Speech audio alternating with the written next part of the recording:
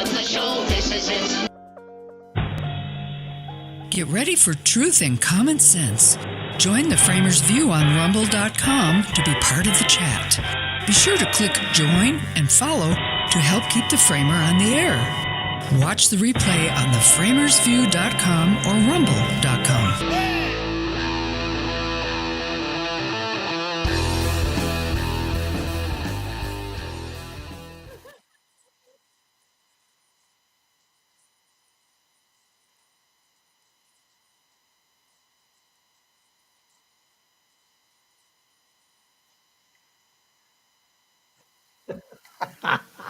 I love it when stuff breaks. I made some adjustments today. Sorry.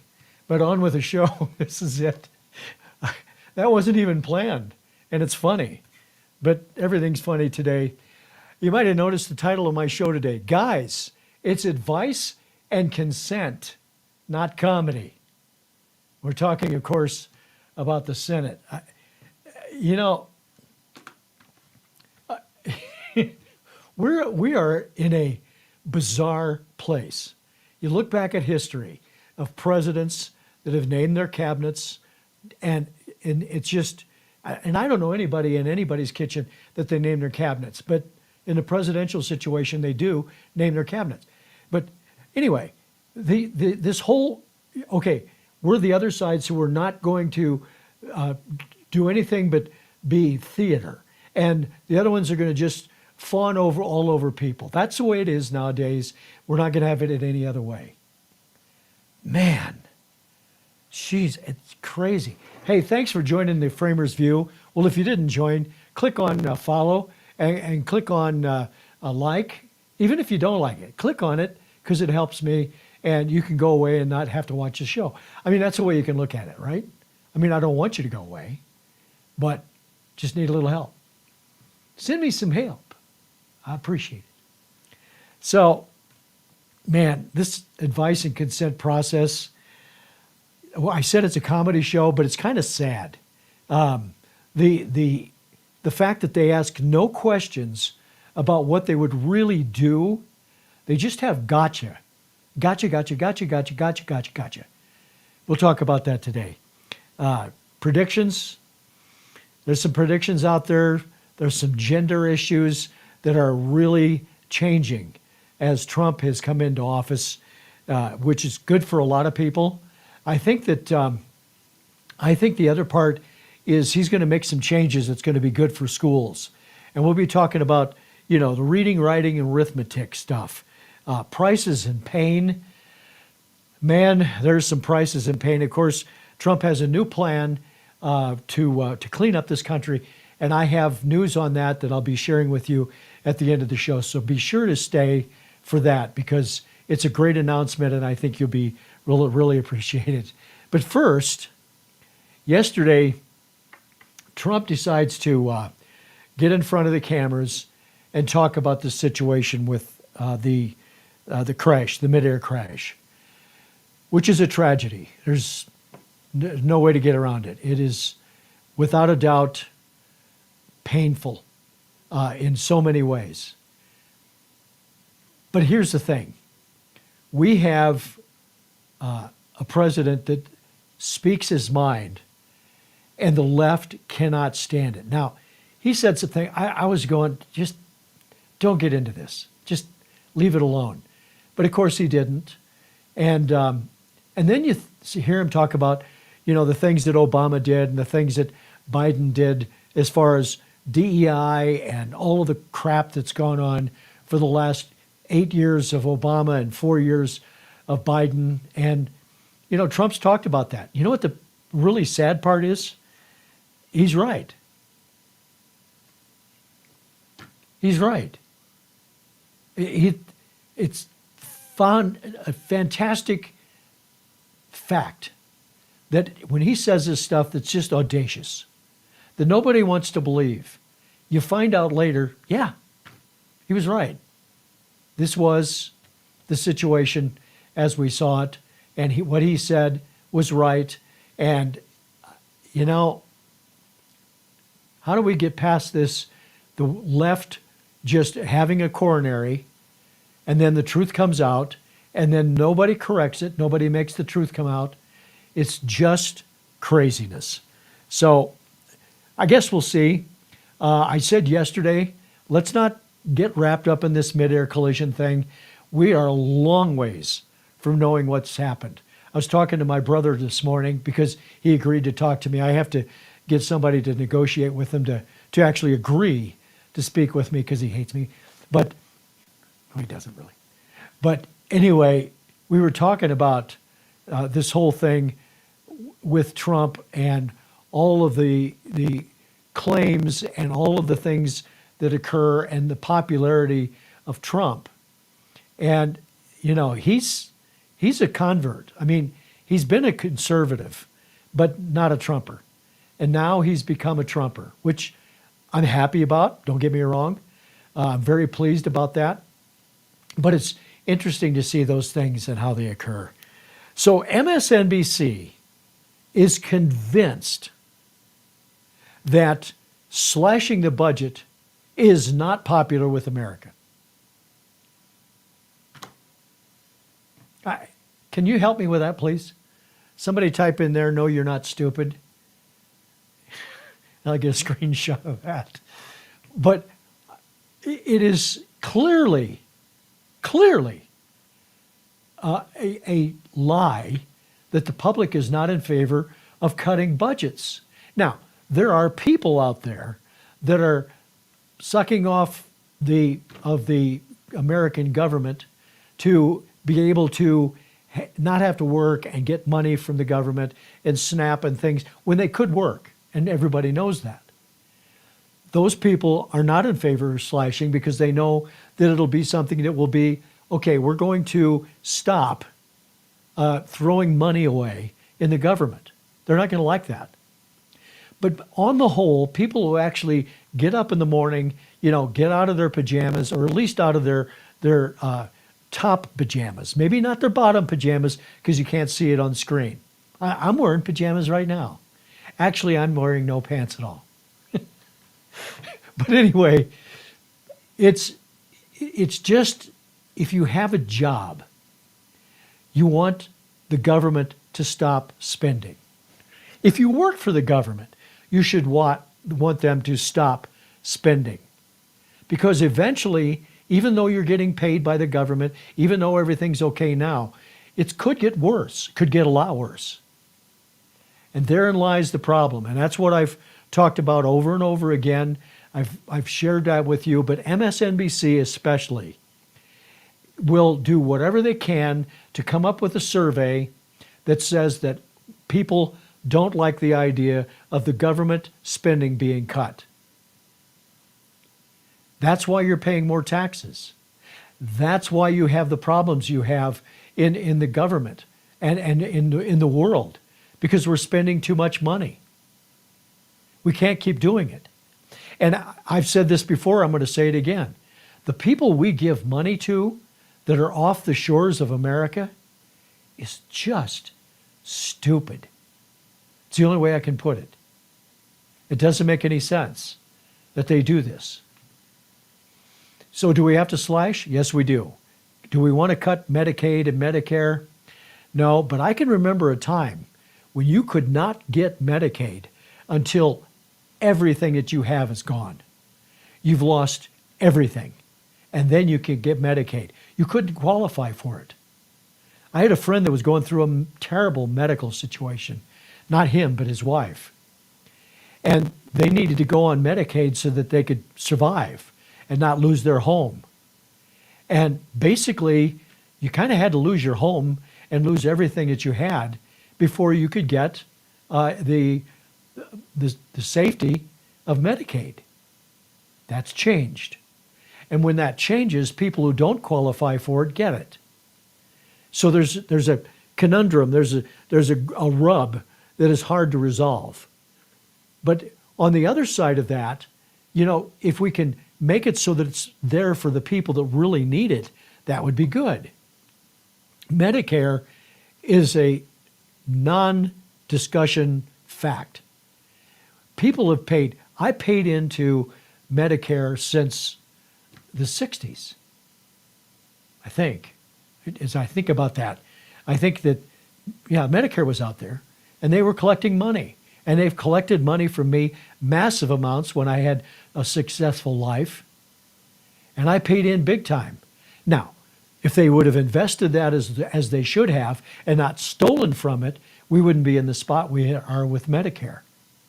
But then we have the other factor of the people who don't have health insurance, two types.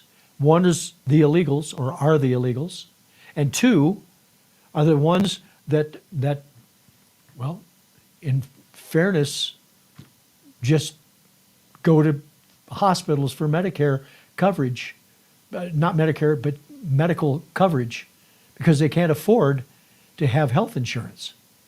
A lot of people like that. When they came up with Obamacare, that was a perfect example at that time. One of my buddies just said, "I'm wearing a onesie."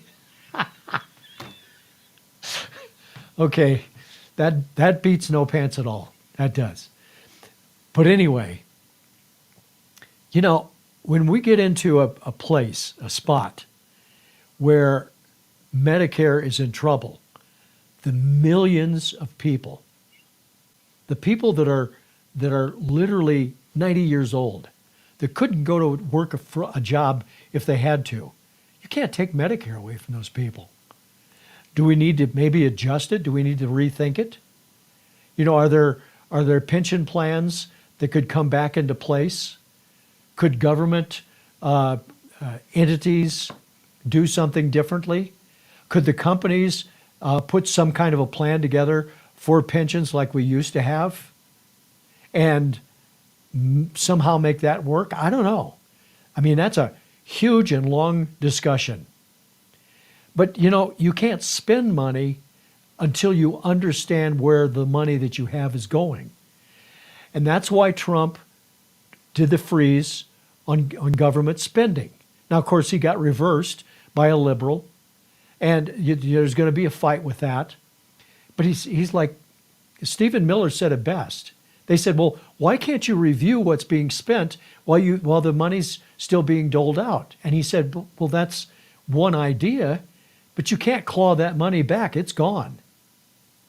So once again, we're just spending the money. And if we said we're going to review it, what do you think everybody that's an NGO is going to do that's getting money from the government? The non-government organizations. They would take all the money they've been granted and put it in their bank. I don't think there's anything that would stop them from doing that. So he said, let's stop this and let's review it.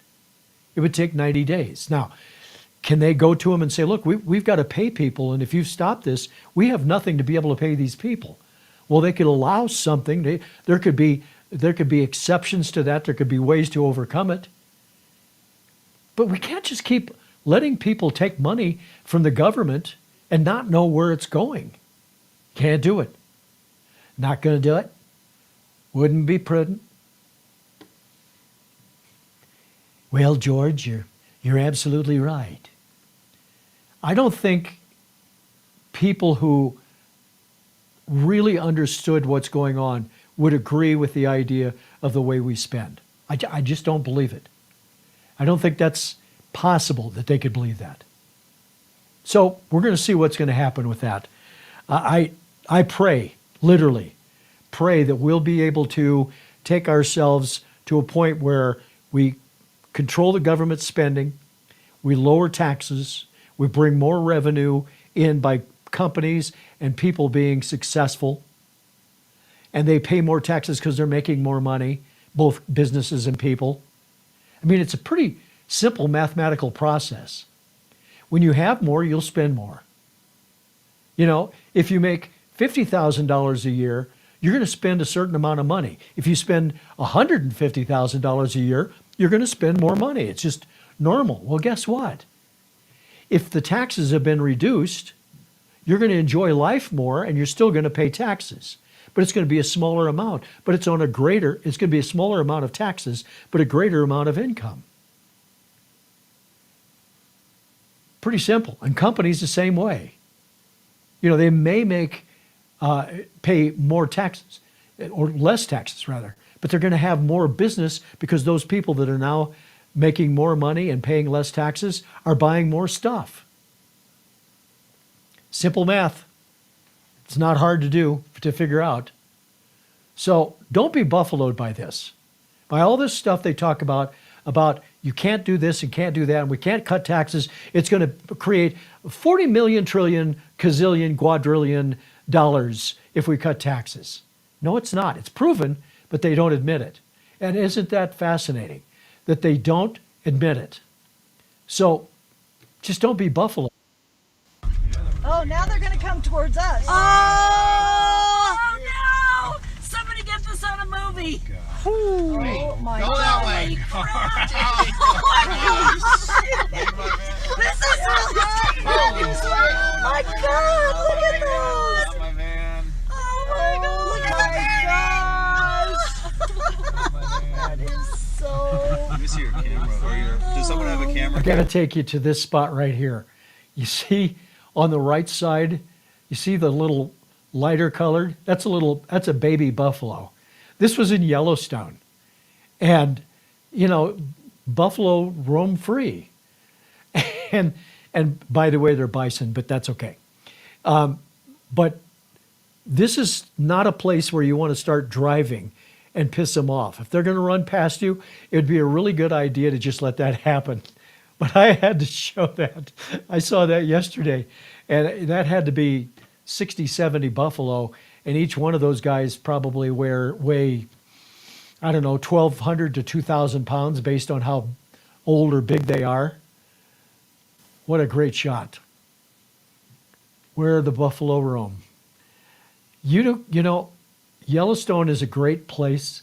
You can go, I've gone snowmobiling up there. There's places to go up there and just crank it big time. It's so much fun. It's such a great time. Those are some of the experiences, if you will.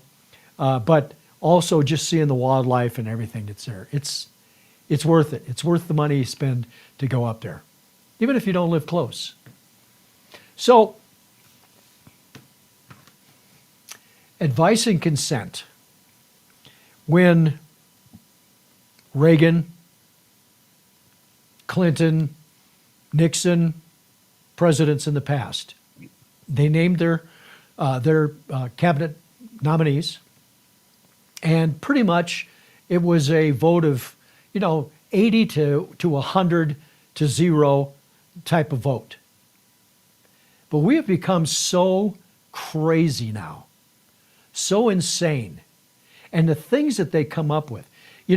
If we could find videos of you and me and things that are said, I think it would be fair to say that we'd probably not want that to happen. Well, these people that are interviewing people like Kash Patel, people like Kristi Noem and Tulsi Gabbard, and the ones that have and are about to be confirmed, because I think they will be confirmed, all they want to do is do the gotchas. And it just keep pounding and pounding. And it gets old. So this first one I want to show you, because I do believe, and if I'm wrong, just say so. All you got to do is type in, I see too much of this. But people don't have time to watch all this and to learn. And you need to be educated so that when your friends that say, Trump, here he is, he's ruining the country again, you have an answer for that. That's why I do this. It's a university class. Bring your notebook and pen. Your 3-ring binder. You may have to have multiple ones. But Amy Klobuchar is, first of all, I've got some information about education. I'm not sure she got past 4th grade. But watch this. It's sad and it's stupid at the same time. But this is another gotcha. Did you say that the FBI headquarters should be shut down and reopened as a museum of the deep state? Mr. Chairman, are we allowed to go an extra time? Let's see, you get a second round. Before I call on Senator Lee. Could he just answer the question if he said that the FBI headquarters, where they investigate cybercrime and terrorism, Mr. should Chair. be shut down and opened as a deep state? Hey, Mr. Chair. As a museum? Did he say that the headquarters should be shut down? Mr. Chair. I deserve an answer to that question. I He guess is it's- asking to be head of the FBI, and he said that their headquarters should be shut down. Mr. Chair, parliamentary inquiry. You got anything you want to say, Mr. Patel, before I go on to Senator Lee? Simply this. If the best attacks on me are going to be false accusations and grotesque mischaracterizations, the only thing this body is doing is defeating the credibility of the men and women at the FBI. I stood with them here in this country. In every theater of war we have, I was on the ground in service of this nation. And any accusations leveled against me that I would somehow put political bias before the Constitution are grotesquely unfair. And I will have you reminded that I have been endorsed by over 300,000. He is not weak. He'll be a perfect FBI director. This is the kind of guy that you want in charge of an organization like the FBI. You know, when he said that it should be shut down and be reopened as a museum, a deep state museum, his comments were being made like that because of the way that the FBI has been operating. And it's a deep state. It's not all the FBI agents. I know a number of FBI agents. They came to my house one time. No, I'm just kidding. But I do know a few. And the fact is, they're not all jerks. They're not all a-holes. It's the upper rank that's political. I mean, some of these FBI guys have no political opinion at all. The only opinion they have is criminals are bad, let's get them off the street. But for the way that the whole process has been, sorry about that, spam call. Imagine that. Is the way it is acted as far as the upper management of the FBI, the way they've gone after people just like the Department of Justice, which is all tied together, is phenomenally stupid, ridiculous, unacceptable, all those things. So Klobuchar had a little bit more that she wanted to bring on to us because she wanted to show how smart she is. Watch this. And that was in March of 2024 on Joe Pack's podcast. He asked you, the Capitol Police in that fake January 6th committee, they didn't tell the truth, did they? Patel, no, not just them, many others. And lying under oath is a federal offense and they should be investigated for it. Do you believe that about the police officers? That's a general statement and a mischaracterization of what I said. I encourage you to read the rest of the interview. This is why snippets of information are often misleading and detrimental to this committee's advice and consent Well, process. if you consent, I would love to have 5 hours. That's my favorite part. You've got 2 minutes. Once again. So there, you know, to know the whole story, Kash Patel in a secret meeting by Congress, he answered a lot of questions and went through this is long before he was nominated for FBI. And they're sealed. And she's insisting that he talks about those things, but she won't admit that they're sealed. So her whole purpose in life, if you will, her whole purpose is to, you know, put herself out there and make herself look smart and make him look bad. When, if you just listen a little bit, he said, not in this particular clip, but during this interview, he said, I can't speak to this because these records are sealed. Get them released. Get the consent to release it, and then I'll talk about it. Well, then if I had time to read that, I would talk to you for 5 hours. Well, you can't because it's not released, and you're making it sound like it's Patel's fault. It's not. But these are the games that are played. So I wanted on Kash Patel, I wanted to show you the ultimate BS. And who would that be that would be creating that BS? Let's count to 5 and see if somebody knows who that is. 1, 2, 3, 4, 5. Did you think of it? Yes, my friends, it's the new senator in the Senate. The guy that is amazingly intelligent. The guy that brings out the truth all the time. Yes, Adam Schiff. So you're being considered for director of the FBI. And here you did no diligence to find out whether people you were associating with now the President of the United States in song were convicted of attacking police officers. Is that who we want running the FBI? I want you to turn around. There are Capitol Police officers behind you. They're guarding us. Take a look at them right now. Do you know how strong you have to be to do this? This is perfect. He's saying turn around, and he's looking at him. Listen to what he says after this. But this dude, don't mess with him. Watch this. I want you to look at them if you can, if you have the courage to look them in the eye, Mr. Patel, and tell them you're proud of what you did. Tell them you're proud that you raised money off of people that assaulted their colleagues, that pepper sprayed them, that beat them with poles. Tell them you're proud of what you did, Mr. Patel. They're right there. They're guarding you today. Tell them how proud you are. That's an abject lie, and you know it. I've never, ever accepted violence against law enforcement. He just, you can't rile him. I was watching a bunch of them yesterday. I could have spent 2 hours just on these investigations or committee hearings because it's comedy. It's reached a point where it's comedy. It's reached a point where the things they say and the things they ask, not only are they not true, which is a problem, there's more to it than that. And the more to it is that they really and truly believe they can get away with this because they know the press won't say, wait a minute, red flag, foul, no, that's not true. It's, first of all, and I have said this before, and I'm going to probably do a show with a lot of information about the whole thing about January 6th in a much more concise beginning to end story of all of the things that have happened. And the plan A and plan B, which my Framer team know about. But it deserves to be reviewed for people to understand that all of this that's going on right now, the fact that they are so focused on January 6th, they just knew that January 6th was their opportunity to destroy Donald Trump. In 2020, they knew that they could put stuff out there because the press isn't going to tell the truth. And nobody watches Fox News anyway. That's their attitude. Of course, they've got more viewers than MSNBC and CNN combined by a long shot. But that's the way they think. And there was a plan A, which was the Capitol building. And there was a plan B.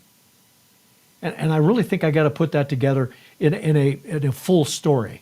Because it really needs to be clear for those people that haven't been with this show for the period of time that we've been on. We're in season 2 now. But they need to understand what really happened. And when these people say the things they do, it's theater. Another piece of theater that really, by all standards, is dangerous is a guy named Heinrich, who is a senator, who was interviewing Tulsi Gabbard. Now, I want to bring something up on Tulsi Gabbard because, she's the opinion is she's the one that's not going to get through. Everybody thinks that. They think Cash won't get through. They think that RFK won't get through. Probably will. Tulsi, it's a different story, but it's interesting. It was said by Stephen Moore and a couple of other guys in an interview they were doing, talking about these Senate hearings and the advice and consent. And they said, and I quote, "These reforms should be led by a new DNI who is a disruptor."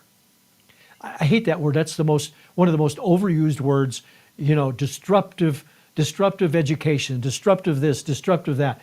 But they do need a disruptor, somebody that makes a change.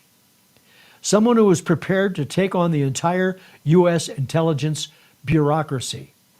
If you have a room full of whacked out liberals, you can't walk in there and change everybody's mind. You can't. People are going to lose their jobs. I can guarantee you that because we understand. Is everybody? Will they give them a chance? I don't know. I really don't know. We know who they are. And I don't talk about their name. We know what their personality, what their thinking is.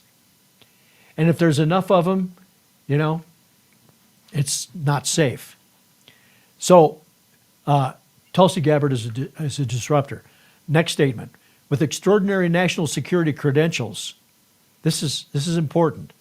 As a combat veteran and a 4-term member of Congress, she served with the Hawaii National Guard for over 2 decades and was deployed to Iraq, Kuwait, and the Horn of Africa. She's not just some newbie that nobody knows. That's one little piece of it. Now, the other piece of it is that due to her service in national security committees, Gabbard had access to sensitive, top-secret intelligence while she served in Congress. So how is it different? How is it possibly different? And the answer to that is that the difference is that she is not a Democrat anymore, and they can't stand it.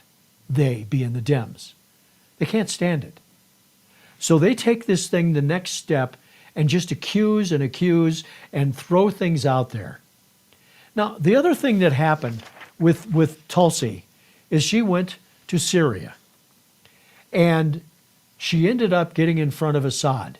Now, Trump believes this, I believe this, people who have a brain believe this, and that is that you need to talk to your friends and your enemies. She was a congressperson. She went to Syria to realize and understand what's going on there. It was important to her. She wanted to get her arms wrapped around what Assad was doing. And, now they have a problem with that. Now they have a problem with that. When Trump says, Putin, Xi, Kim Jong-un, they're smart.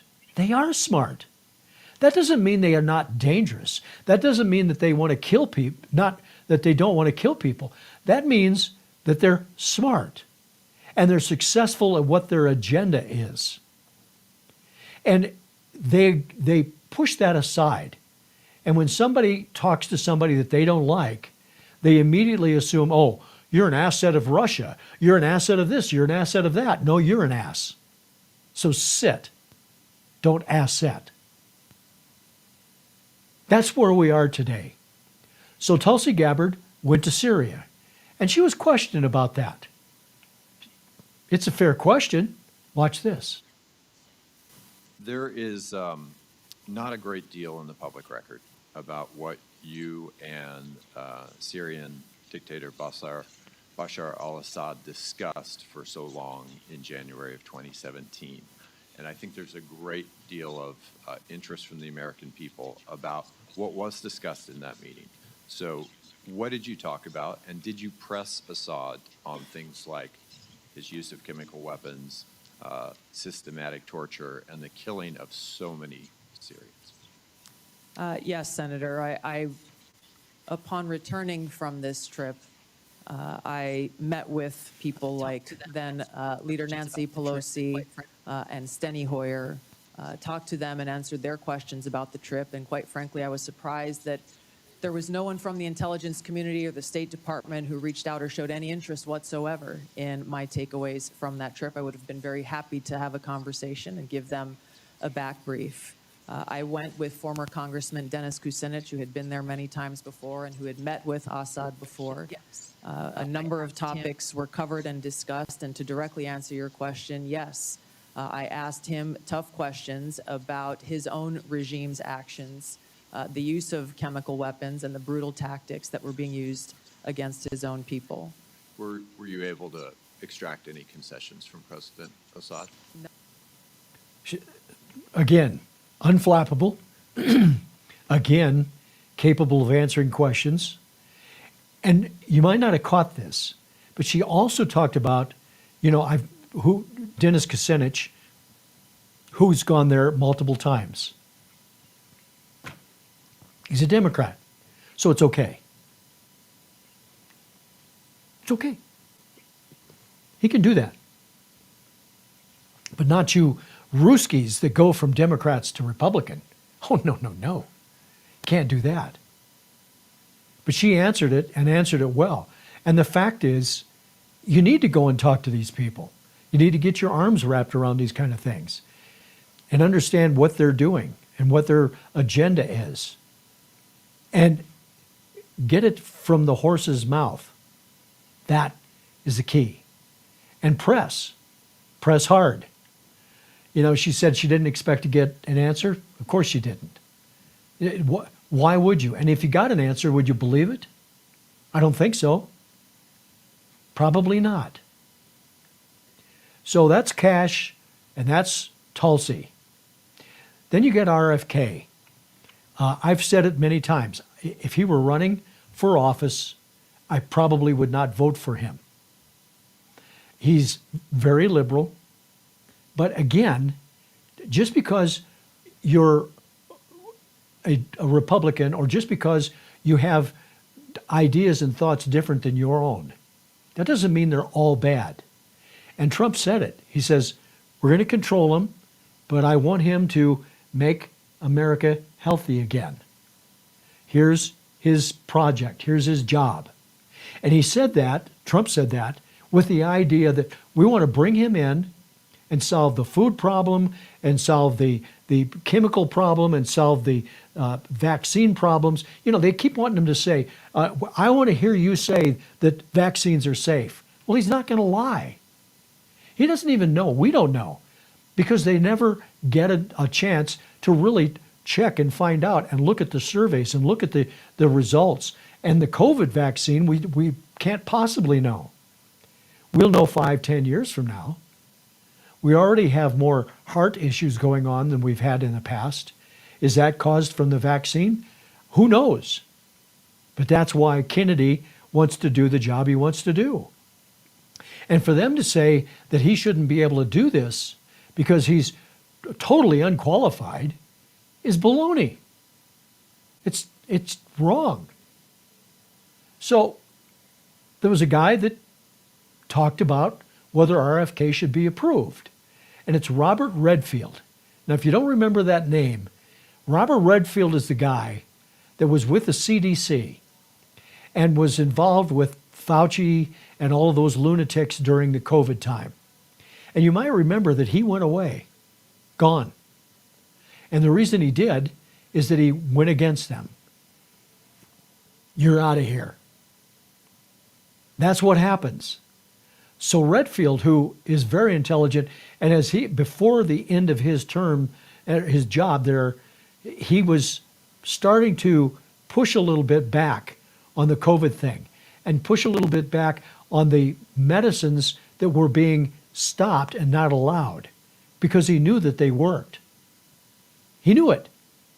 So watch Robert Redfield talk about RFK. Well, I think Kennedy's really the right choice for secretary at this point in time. I think he's going to be great. As you said in your introduction, he's authentic, he's passionate, he knows the subject, and he's going to be transformative.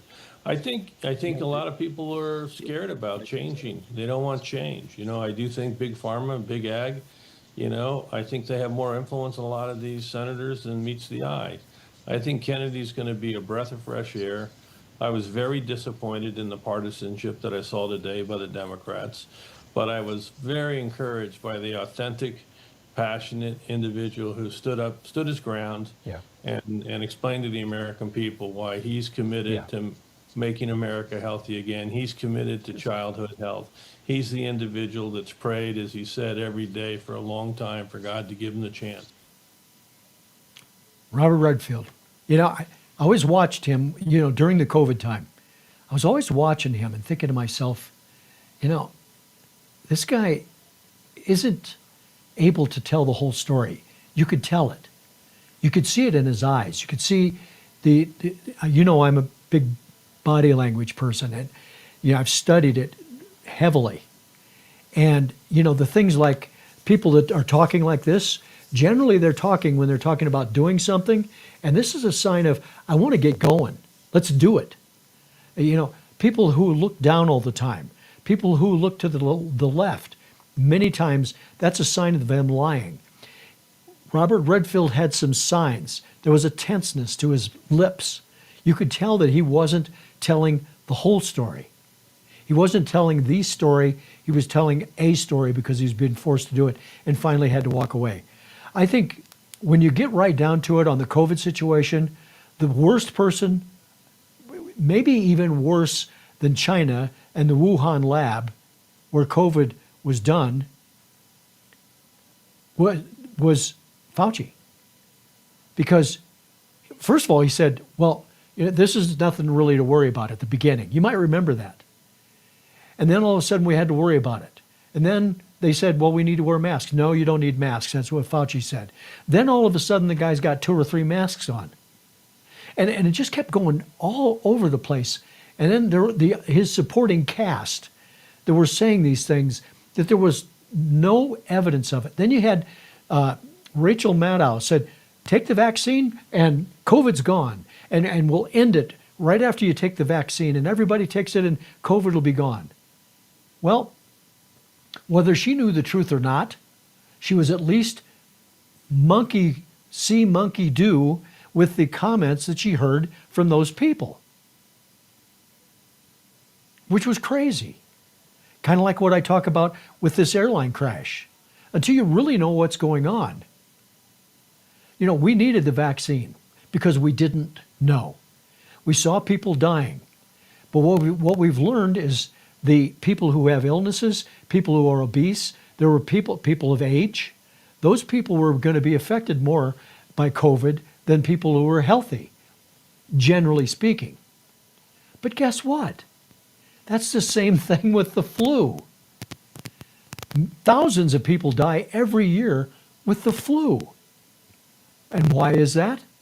Well, the answer is that occurs because people are not healthy. People are overweight. People are affected by these diseases more than others. I've had some tough times.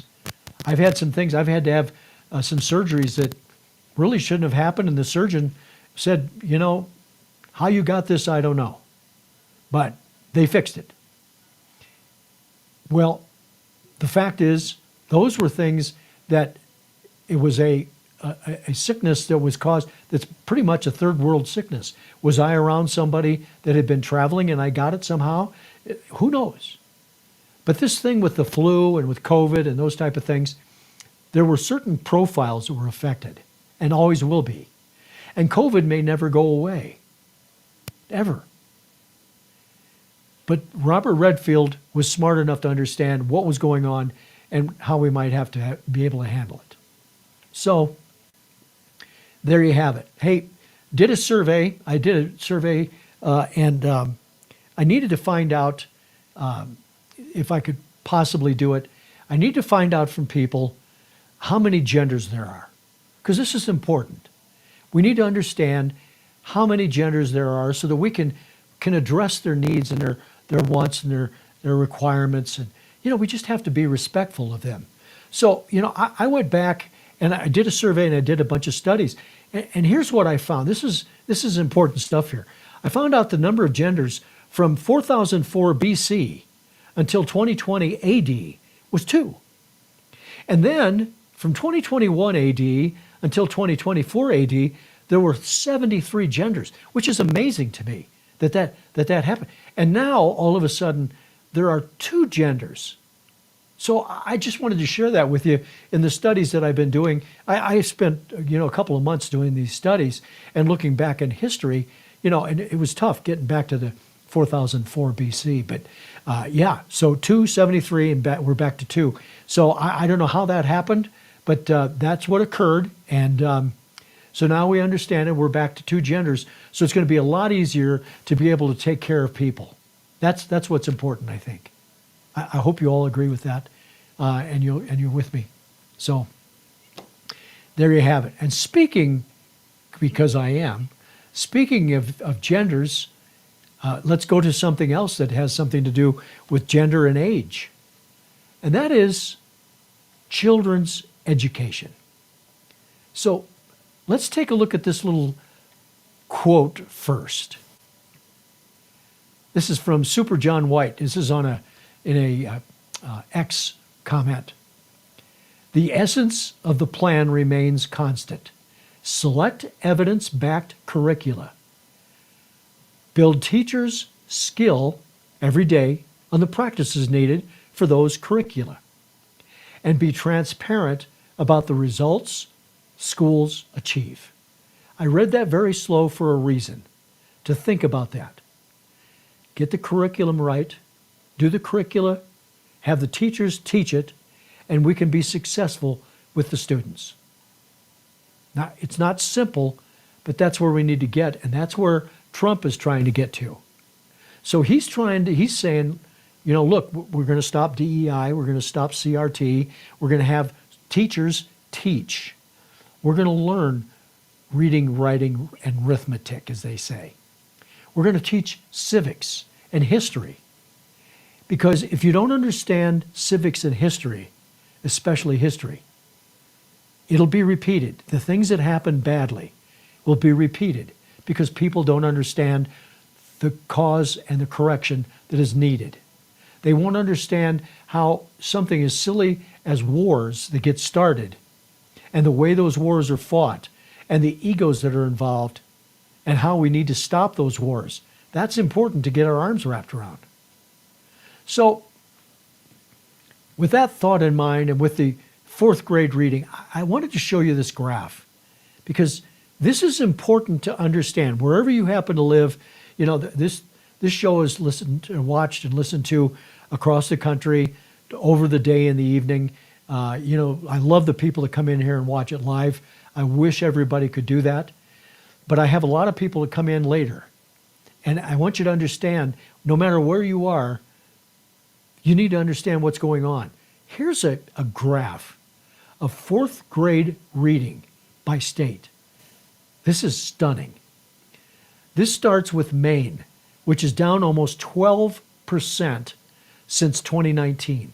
So this is a score point difference from 2019 to 2024 by state jurisdiction.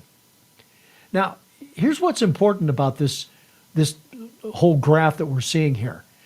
Most of them, not all of them, but most of them are states that are liberal. There's some exceptions to this. I don't think Nebraska is really a liberal state. Virginia really is. Vermont definitely is. But you look through these, and most of them, when you get into the top 5 or 10, that's what they are. But look at this.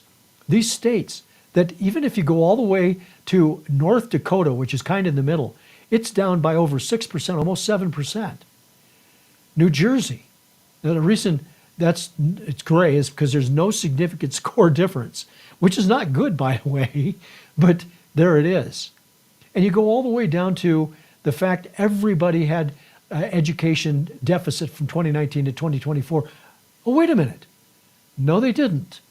2 states, those 2 southern dumb folk states, as people say, where the education is so bad and people don't know anything and they're not very smart, Alabama and Louisiana have positive education scoring. Alabama up about 1%. Louisiana, 6% improvement since 2019. Now, those of you who really hate everything that they don't want to hear, they're going to say, well, 6% improvement means they're only a lot stupider than us, than amazingly stupid, more stupid than us. And I want to slap you for that. But that's the facts. The only 2 that have an improvement, Alabama, Louisiana. Mississippi, you know, South Carolina, much less as far as educational problems. You shouldn't see any decline, but you're going to have a decline. That happens sometimes. We know that. We understand that, and that's the way it goes. But that's a fascinating survey and score. This is based on statistics that are there, that's reported by the education departments of all these states. And by the way, don't trust some of these states. It could be even worse than what we're seeing. We don't know. Did they play with the system just to be able to be only 11.5%? Bad. I don't know. But that ties into something else that is important to understand. And this is just, everything ties together. Education, the cost of things, the way people think and the way people operate is so important to understand. And the cost of things is another piece of this puzzle. Look at these price changes. This is important.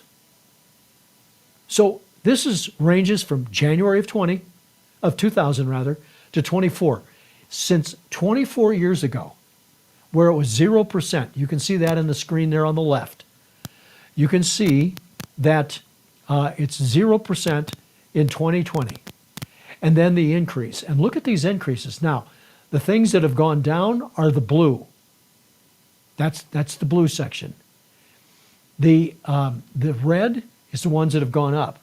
And you look at these, and you see house and beverages, housing, definitely housing, average hourly wages, which is part of the increase on some of these other things, medical care services, regulation, child care and nursery schooling, insurance companies, what they charge for schools and child care, huge. College textbooks. But look at this. This happened back in 18 or 19. There's a red line that you can see just below that that follows to the college textbooks. And it started to level out. You know when that happened? When you could start buying textbooks from places other than at the bookstore at the university, where they jacked the price, and it made a difference. Then you've got, of course, the college tuition and fees, which have gone up $187.9 thousand dollars. I'm sorry, percent. Craziness. And of course, hospital services. Now, I would suggest to you, I'm not going to suggest to you, I'm going to say that this whole thing with the hospital services, the cost of that, everybody says, well, they're just greedy. No, yes, they are. But no, they're not. The regulations, the cost, the hospital costs are very similar to a world that I was in for many years, which is the fire service. And you see what it costs to buy something.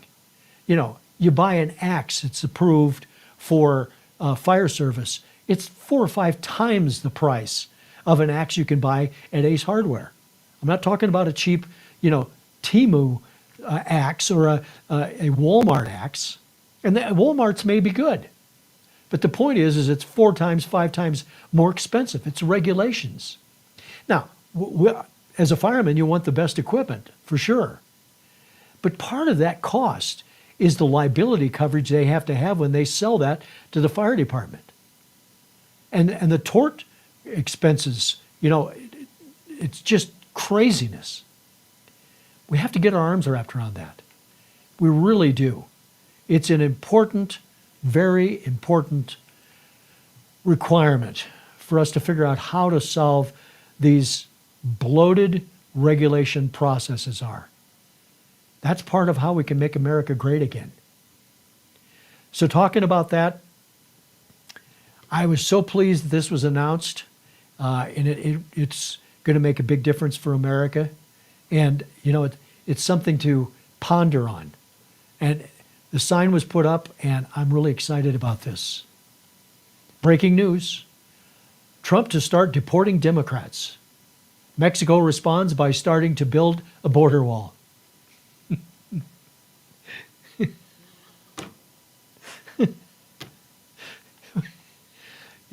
I didn't write that. I found that, and it's perfect. Deport Democrats, and Mexico will start building a border wall. And we won't even have to build it. They'll build it for us. But the problem will be Mexicans will still want to come across the border to the U.S. once the Democrats are gone, because now they're voting for the Republican side. That's kind of cool. Cause and effect. Cause and effect. Finally, we have cause and effect in our favor. We've had some stupid Republican things, and Republicans have to stop spending like they are. They have to stop just blowing money out of the door. It can't continue. The Republicans have to say no.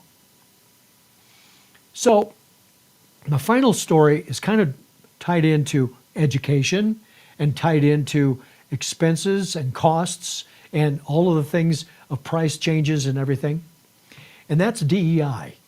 And I've said for a long time, DEI is the destruction of this country because we're not hiring people for their abilities. We're hiring because they look right for the part. I saw a person on TV that said she went into a company and she knew she wanted to work there because it was all women. And some people go, well, yeah, she feels comfortable being around all women. No, it was all women because it's DEI. Can't have a man. Look at how many white people are now CEOs, women are CEOs of companies. It's not a coincidence. It's fine that they are. There's some really good women in CEO positions. But all of them? Really? Is that what we're going to have? I don't think so. Companies are not going to get forced into this, and neither are the boards. So Costco is one of the, we'll call them pushbacks against taking DEI out of their company. I'm a Costco fan. I love Costco. Costco and Home Depot, I don't need a house. I'll just stay there. But point is that they are going to stay with DEI. And there's some interviews that happened, and I think you'll be fascinated in watching this. Not going to hire you because you're of this race, you're of that color. You know, it should just be all around equally. What do you care more about, the price of groceries or DEI practices? The price of groceries. Cost of groceries. Grocery prices, probably, yes. Groceries. The price of groceries. Yeah. They're too much. Do you think that DEI practices are in and of themselves discrimination? Yes. No, a little. If you're trying to hire people for not for their backgrounds, but for their actual merit, like their actual like work practices, I think that's the priority should be placed out of.